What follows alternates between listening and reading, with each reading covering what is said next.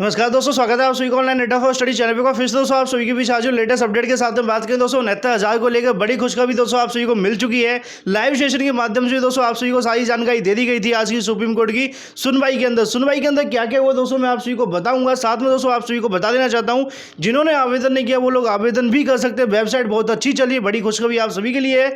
और जिन लोगों के दोस्तों वोटर आईडी की प्रॉब्लम आई थी, कल से मुझे परेशान दिखाई दे रहे थे कि सर आपने तो बोला अभी तक हुआ नहीं, मैंने उनको भी बता दिया था कि वोटर आईडी का ऑप्शन जुड़ चुका है। आपके पास जो भी होगा वोटर आईडी कार्ड डाल देना या फिर आधार कार्ड डाल सकते हो आप सभी दोस्तों, उसके अंदर ऐड कर दिया गया है। और मोबाइल नंबर को लेकर भी दोस्तों जल्द आप सभी को जानकारी मिलेगी, थोड़ा सा पेशेंस रखें, मैं आप सभी को लगातार बताता आ रहा हूं। वहीं दूसरी तरफ दोस्तों सुप्रीम कोर्ट से बड़ी खबर देखने के लिए मिल चुकी है। तो अब दोस्तों ऐसे में इनकी जो नौकरी बिल्कुल 100% पक्की है। अब आगे भर्ती में क्या होगा, सरकार क्या करने वाली है, सरकार चाहेगी तो कुछ ही दिनों के अंदर आप सभी को नियुक्ति पत्र दे करके सारा कुछ फाइनल कर देगी। और साथ में मैंने आप सभी को पहले ही बताया था कि सुप्रीम कोर्ट के अंदर जो डेट लगती है बहुत लंबी डेट लगी है। ये डेट तभी तो दोस्तों छोटी देखने के लिए मिली है। उम्मीद है लगभग 3 महीने की डेट है दोस्तों सुप्रीम कोर्ट में मिलती है। 14 तारीख को दोस्तों मांगा गया है काउंटर डालने के बाद में दोस्तों आगे क्या क्या होगा मैं आप सभी को बता देना चाहता हूं। सबसे पहले वीडियो को लाइक और शेयर करना बिल्कुल ना भूलें और साथ में चैनल को सब्सक्राइब कर लें, बेल आइकन को दबा लें जिससे कि आप सभी को लेटेस्ट वीडियोस की नोटिफिकेशन मिलते रहें। तो दोस्तों आज की सुनवाई के अंदर क्या हुआ, अगर आप उसको नहीं जानेंगे तो आपको पता ही नहीं चलेगा कि आगे भर्ती में क्या कोई व्यवधान आ सकता है, क्या भर्ती रुक सकती है। सारे पॉइंट दोस्तों आज आपके क्लियर हो जाएगी। पहली चीज मैं आपको बता दूं 14 तारीख को सुनवाई होगी, उसके अंदर क्या देखने के लिए मिलेगा। सरकार की तरफ से काउंटर मांगा गया है कि 60-65 पे कितने अभ्यर्थी पास हो रहे हैं, 40-45 पे कितने पास हो रहे हैं, 40-45 शिक्षा मित्र कितने पास हो रहे हैं, 40-45 कितने शिक्षा मित्र अपीयर हुए थे और शिक्षा मित्रों का पूरा डाटा मांगा गया है सारा, जो दोस्तों उसके अंदर देखने को मिलेगा। साथ में यह भी देखने को मिला था जो 2.5 अंक दिया गया था शिक्षा मित्रों को भारांक, वो किस तरीके से 63 अंक का बन रहा है, इसको लेकर भी दोस्तों वहां बातें की गई हैं और वो सारी चीजें आप सभी को देखने के लिए मिल जाएंगी। तो ये तो दोस्तों कुछ पॉइंट है जो मैं आप सभी को बता रहा हूँ, इन पर दोस्तों कंप्लीट इन्फॉर्मेशन आपको वीडियो में दूंगा। लेकिन उससे पहले बता दूं सोशल मीडिया फिलहाल तमाम अफवाहें आप सभी को देखने के लिए मिल सकती हैं, लेकिन जब तक ऑर्डर नहीं आ जाता है तो ऑर्डर आने तक का आप सभी इंतजार करें। हालांकि भर्ती में फिलहाल कोई स्टे नहीं हुआ है, मैं आप सभी को पहले बता चुका हूं। जो भी एक बार दोस्तों आज की सुनवाई का ऑर्डर अपलोड होगा उसके अंदर सरकार को क्या क्या गाइडलाइन दी गई है वो आप सभी को अभी स्पष्ट तरीके से देखने के लिए मिल जाएगी, क्योंकि कोर्ट दोस्तों कुछ ही पॉइंटों को बोल के जाती है। ऑर्डर के अंदर कुछ पॉइंट आपको अभी देखने के लिए मिल सकते हैं, तो ऑर्डर आने तक का आप सभी इंतजार करिए। लेकिन आज की सुनवाई से स्पष्ट हो चुका है कि इनकी नौकरी पक्की है। किसकी नौकरी पक्की है? जो लोग 69,000 पर नौकरी पाएंगे, 69,000 60-65 पे जो लोग सिलेक्ट होंगे उनकी यहाँ पर लगभग 200 नौकरी पक्की है। 6 तारीख को नियुक्ति पत्र मिल जाता है, तो ऐसे में आप सभी को कोई प्रॉब्लम देखने के लिए नहीं मिलेगी। लेकिन शुरू करने से पहले मैं यहाँ पे एक चीज़ आप सभी को बिल्कुल क्लियर कर देना चाहता हूँ दोस्तों। यहाँ पे सोशल मीडिया पर जैसा कि मैंने आपको कहा कि तमाम तरह की चीज़ें वायरल हो रही हैं, लेकिन जब तक ऑर्डर नहीं आ जाता तब तक कह पाना मुश्किल है। ऐसे में दोस्तों चीज़ें बताई जाएगी शिक्षा मित्रों की तरफ से। मैं आपको बता रहा हूँ सीतापुर टीम का आप सभी ऑडियो सुन रहे होंगे, मुझे भी कई अभ्यर्थी बार कमेंट करके पूछ रहे थे, तो उसके अंदर ये उनका कहना है कि यार 40-45 का जो ब्यौरा मांगा गया है वो इसलिए मांगा गया है, सुप्रीम कोर्ट चाहती है कि 40-45 जितने शिक्षा मित्र उनको यहाँ डिस्टर्ब ना किया जाए। मतलब उनका यहाँ पे कहना है कि शिक्षा मित्रों की सीटों पर भर्ती नहीं होगी, मतलब 69,000 के अंदर जितने शिक्षा मित्र पास है 40-45 पे उनको यहाँ पे नियुक्ति मिलेगी। क्या होगा क्या नहीं होगा ऐसी चीज़ें उनकी तरफ से कही जा रही हैं।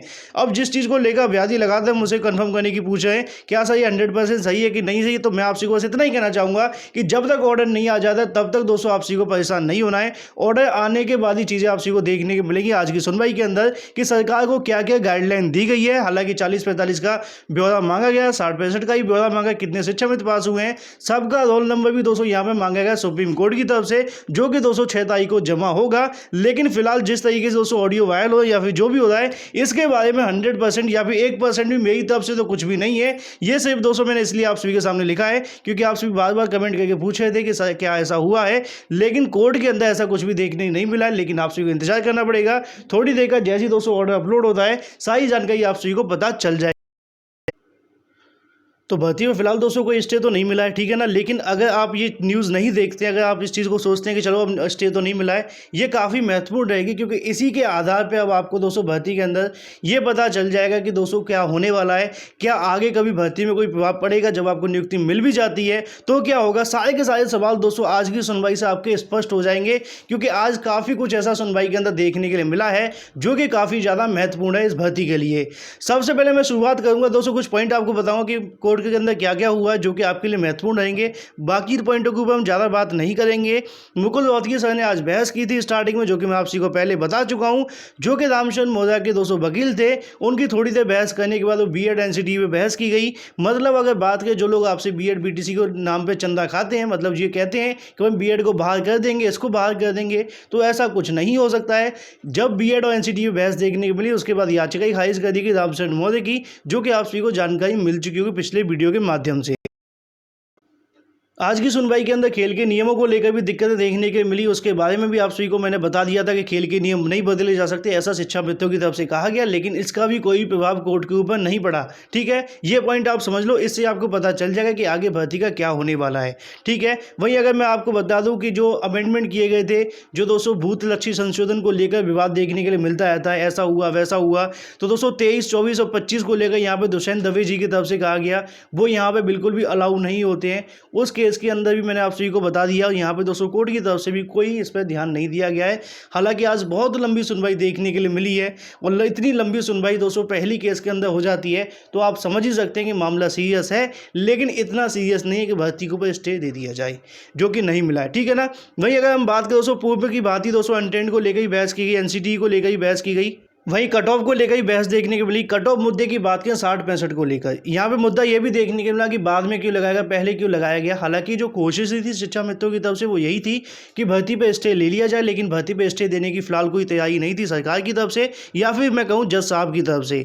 बीच में दोस्तों अगर बात करें रामचंद्र मौर्य की जब याचिका खारिज हुई, उसके बाद से अगर शिक्षा मित्र के वकील आए और शिक्षा मित्र वकीलों की तरफ से ये बताया गया कि यहाँ पे जो शिक्षा मित्र चयनित हुए वो काफ़ी कम हुए हैं। भारांक जो दिया गया था वो इसलिए नहीं दिया गया था कि कट ऑफ ज़्यादा लगा दिया जाए, उसको छुड़ा लिया जाए, लेकिन यहाँ पे इसका भी प्रभाव कोई नहीं पड़ा है कोर्ट के ऊपर। ये पॉइंट आपको समझने हैं, क्योंकि जो पॉइंट को लेकर प्रभाव आपको बताया जाता है कि भाई इसकी वजह से ऐसा हो जाएगा, उसकी वजह से ऐसा होगा, ऐसा कुछ देखने के लिए नहीं मिला है। ठीक है, वहीं अगर बात करें गुड्डू सिंह की याचिका को लेकर भी सुनवाई देखने के लिए मिली, उसके ऊपर सुंदरम सर ने दोस्तों बहस करी। उसको लेकर सुंदरम सर ने दोस्तों खेल के नियम खेल में बदले जा सकते, उनका ऐसा भी देखने को मिला।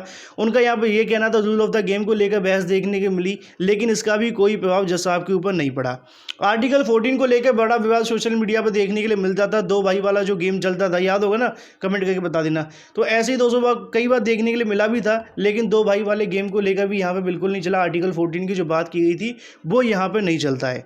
ठीक है, मिनिमम और मैक्सिमम को लेकर यहाँ बहस देखने के मिली, मतलब कि 60, 65, 40, 45 को लेकर। तो जज साहब की तरफ से साहब कहा गया कि भाई 60, 65 पे 1,40,000 पास हो गए। अब आप क्या चाहते हैं कि अगर हम कट ऑफ को कम कर दें तो जो हाई मेरिटोरियस हैं, जिनके नंबर ज़्यादा हैं, जो योग्य अभ्यर्थी हैं, क्या उनका अहित कर दिया जाए? सबसे पहला पॉइंट। दूसरा, उन्होंने ये भी कहा कि अगर हम कम कर देते हैं तो उनके अधिकारों का हनन होगा, जो कि यहाँ पे एक सबसे बड़ा सवाल देखने के लिए मिल जाएगा। तीसरा पॉइंट यहाँ पर देखने के मिला 60-65 को लेकर उनका ये भी कहना था कि आप ये क्यों चाहते हैं कि शिक्षा मित्रों का लेवल गिरा दिया जाए। जब शिक्षा मित्र 8,000 शिक्षा मित्र पास हुए, बाकी नहीं हुए, तो ऐसे में आप चाहते क्या हैं? मतलब आप समझ सकते हैं कि कोशिशें तो पूरी की गई शिक्षा मित्रों की तरफ से 60-65 और 40-45 की तरफ से, लेकिन कहीं ना कहीं मैं आपसे को एक चीज़ यहाँ बताना चाहूँगा कि जो 60-65 की दलीलें थी वो 60-65 को किसी तरह से कमज़ोर नहीं बना पाई, क्योंकि आपको पता है सिंगल बेंच के अंदर जो हुआ था वहाँ पर ऐसा कुछ नहीं हुआ, डबल बेंच के अंदर मामला आपको देखने को मिला। और अगर बात करें सुप्रीम कोर्ट के अंदर, आज दोस्तों तुषार मेहता जी बहस करना भी नहीं चाहते। उनका कहना था जो भी आप नोटिस देना चाहते हैं वो दे सकते हैं। इससे स्पष्ट था कि उनको 100% उम्मीदें थी कि कोर्ट का जो डिसीजन है वो ऐसा ही देखने को मिलेगा। स्टे ऐसी कोई संभावना नहीं थी, स्टे नहीं लगाए। क्या हुआ, अगर मैं आपको ये बीच में बता देना चाहता हूँ, 14 तारीख को आपको जो है अगली तारीख मिली है। 14 के बाद में क्या होगा आप समझ ही सकते हैं। उसके बाद दोस्तों उसी दिन हो सकता है कि जो केस है वो फाइनल हो जाएगा, और 6 तारीख को दोस्तों डाटा मांगेगा सरकार से कितने शिक्षा मित्र अपीयर हुए थे और क्या क्या हुआ है, तो ये तो बात हो जाती है। वहीं अगर बात करें यहाँ पे दोस्तों कोर्ट की तरफ से ये भी कहा गया कि जो योग्य अभ्यर्थी हैं उनको अगर हम यहाँ से बाहर कर देते हैं और 40-45 वालों को अंदर ले लेते हैं भारांक दे करके, ये कहाँ का न्याय होगा, ऐसा भी दोस्तों कोर्ट की तरफ से कहा गया।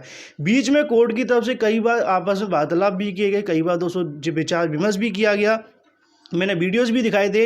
अब यहाँ पे उनका ये कहना था कि अब ऐसे में जो 60-65 पे अभ्यर्थी पास हुए 2 गुने हो गए हैं, 40-45 पे करेंगे तो 3 गुने 4 गुने भी हो सकते हैं। तो अब इस केस के अंदर किसका चयन होगा किसका नहीं होगा, इसके बारे में कोई कुछ कह ही नहीं सकते। ठीक है, यहाँ पे फिर उनकी स्टे की तरफ से मांग की गई, भाई स्टे को ले लें, या फिर आर्टिकल 14 को लेकर बहस की गई। बीएड को लेकर कई बार बहस देखने को मिली, एनसीटी की तरफ से वैध ठहराने की अवैध ठहराने की जो कोशिश है वो की गई, लेकिन प्रभाव कोर्ट के ऊपर कोई नहीं पड़ा। क्यों नहीं पड़ा? क्योंकि सारी 200 चीज़ें पहले से, और ये बेंच वो थी जहां पे शिक्षा मित्रों का पहले से आप सभी को पता है, तो इसी वजह से यहाँ पे दोस्तों सारे पॉइंट पहले से क्लियर थे। यहाँ पे स्टे की जो मांग है वो तो की गई थी, लेकिन स्टे नहीं मिला। सिंगल बेंच के ऑर्डर को लेकर भी जिसके अंदर बताया गया कि भाई सिंगल बेंच ने यहाँ पे स्टे दिया था 40-45 का डिसीजन दिया था, उसका भी कोई प्रभाव देखने के लिए नहीं मिला। सारे के सारे दोस्तों जो पॉइंट थे वो कोर्ट के सामने दोस्तों स्पष्ट करने की जो कोशिश है वो की गई। और साथ में अगर बात करें पटवालिया सर की तरफ से ही बहस देखने को मिली, उन्होंने भी बीएड को लेकर ट्रेनी टीचर और जो भी हो सकता था बीएड के बारे में सारे पॉइंट यहाँ पे क्लियर कर दिए। अब ऐसे में दोस्तों जो बहस हुई है, मैं आपको 2-3 चीज़ें और बताना चाहूँगा, उसके बाद में अपने जो पॉइंट रखूंगा। राकेश द्विवेदी सर ने शिक्षा मित्रों की तरफ से बहस कर ली, तुषार मेहता सर दोस्तों कोर्ट से चले गए थे, लेकिन बाद में वो आते हैं, आने के बाद में बहस करते हैं। बहस करने के बाद में उनकी तरफ से भी दोस्तों यहाँ पे क्लियर किया गया कि भाई हम चाहते हैं अच्छे से अच्छे अभ्यर्थियों को लेना, मतलब कि दोस्तों हाई मेरिटोरियस को हम लेना चाहते हैं, जो कि हमें मिल रहे 60-65 पर। उसी चीज़ को लेकर यहाँ पे कोर्ट की तरफ से थोड़ी देर बाद सुनवाई समाप्त कर दी गई। मतलब अगर मैं आपको बता दूँ सिंपल तरीके से, डबल बेंच के अंदर आपने मेरे बहुत सारे विश्लेषण सुने होंगे और सिंगल बेंच में भी सुने होंगे। जो कोर्ट रूम के अंदर होता है मेरी तरफ से वही आप सभी को बताया जाता था। अब ऐसे में जिस तरीके से दोस्तों कोर्ट के अंदर आज की सुनवाई देखने की मिली है, मतलब इससे स्पष्ट है कि कोर्ट बिल्कुल भी इंप्रेस दिखाई नहीं दे रही है 40-45 के संदर्भ में।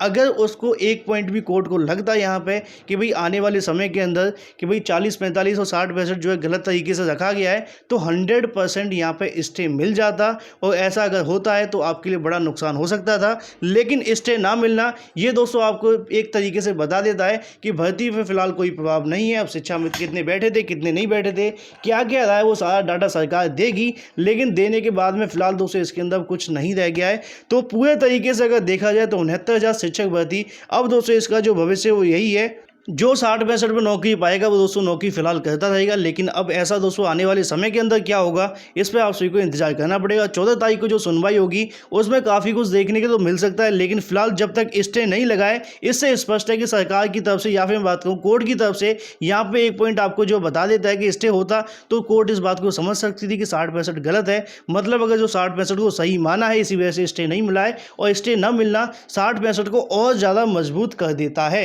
तो 14 तारीख को दोस्तों क्या होगा वो तो आप सभी को पता चल ही जाएगा। लेकिन इन पॉइंटों से जो मैंने आप सभी को बताया, जो आपको हमेशा लोग बर्गर आते परेशान करते हैं कि भाई इससे ऐसा होगा, उससे वैसा हो जाएगा, बहुत सारे यूट्यूब चैनल आप सभी को जानकारी देते हैं कि सरकार ने गलती कर दी थी, ऐसा हो गया वैसा हो गया। लेकिन अगर एक सीक्वेंस में देखा जाए तो रूल ऑफ द चेंज को लेकर सबसे बड़ा पॉइंट देखने के लिए मिलता था, वो भी यहाँ पे क्लियर हो चुका है कि सरकार की तरफ से चेंज नहीं किया गया, क्योंकि सरकार ने पहले कोई पासिंग मार्क नहीं लगाया था। इसी बेस पे आज की डेट के अंदर भी तुषार मेहता सर ने पॉइंट रखा और उसके बाद आपको कुछ भी देखने के लिए नहीं मिला। तो फिलहाल भर्ती पे कोई स्टे नहीं है। सबसे बड़ी बात है 14 तारीख को आपकी सुनवाई होगी और 6 तारीख को दोस्तों आप सभी समझ ही सकते हैं सरकार की तरफ से डाटा दिया जाएगा। लेकिन फिलहाल भर्ती 6 तारीख को जो नियुक्ति पत्र मिलने वाला है उस पर कोई रोक नहीं लगी, जो कि आप सभी के लिए एक बहुत बड़ी खुशखबरी है। मुझे उम्मीद है आप सभी को वीडियो पसंद आया होगा। वीडियो पसंद आया वीडियो को लाइक एंड शेयर करना बिल्कुल ना भूलें, साथ में चैनल को सब्सक्राइब कर लें, बेल आइकन को दबा लें, जिससे कि आप सभी को लेटेस्ट वीडियोस की नोटिफिकेशन मिलते हैं। So guys thank you for watching this video.